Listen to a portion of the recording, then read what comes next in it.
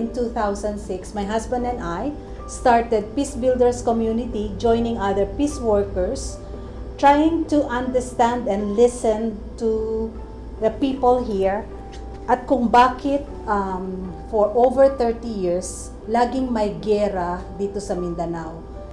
And as we listen to their stories, mas malalim yung nakita namin na hindi pala religion ang problem. It's more than religion, it's about land problem.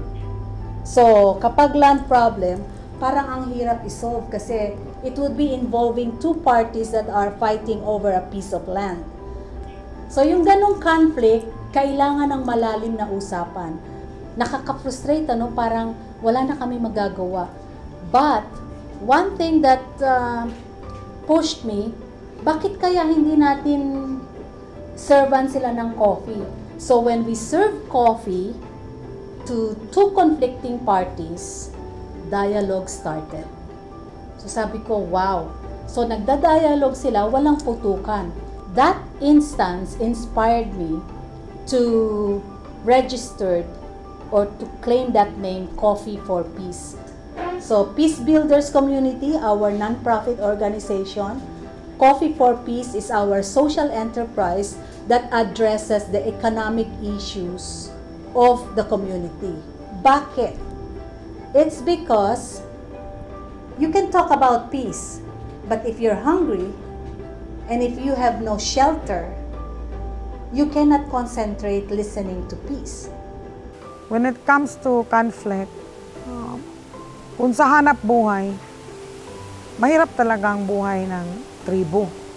May kahirapan talaga sa buhay ng tribo.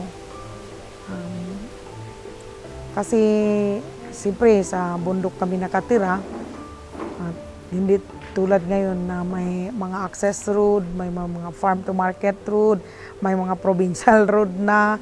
Sa una, mahirap talaga nung kabataan ko. Buslo lang yung dinadala namin para magpunta sa market.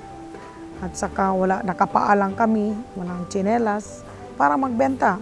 Well, sa Coffee for Peace and Peace Building Community, kami po sa Binaton Bagobo Tagabao Farmers Livelihood Association, nagpapasalamat po kami sa kanila kasi sila po yung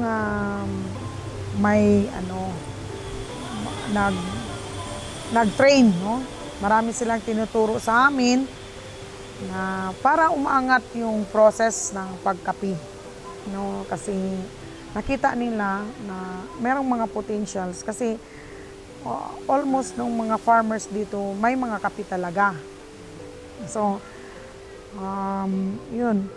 So marami silang nagawa not only sa farming but also sa values. Ikaw yung parang sa kanila, magga-guide sa kanila. Are you still on the right track? As a guide and counselor for them, and as a leader, dapat alam mo kung saan sila patungo at ginaguide mo sila. Now, yung mga yun ay very important para maging sustainable sila.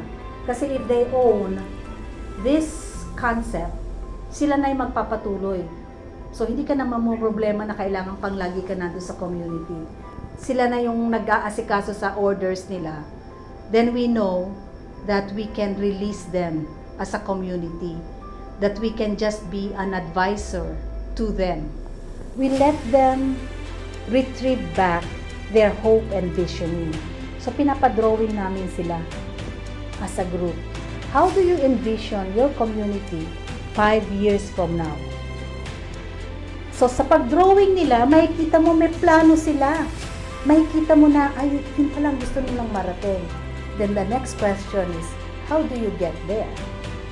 So, ikaw ngayon, ililid mo na lang sila at i-guide. So, to have sustainability, the idea should come from the community.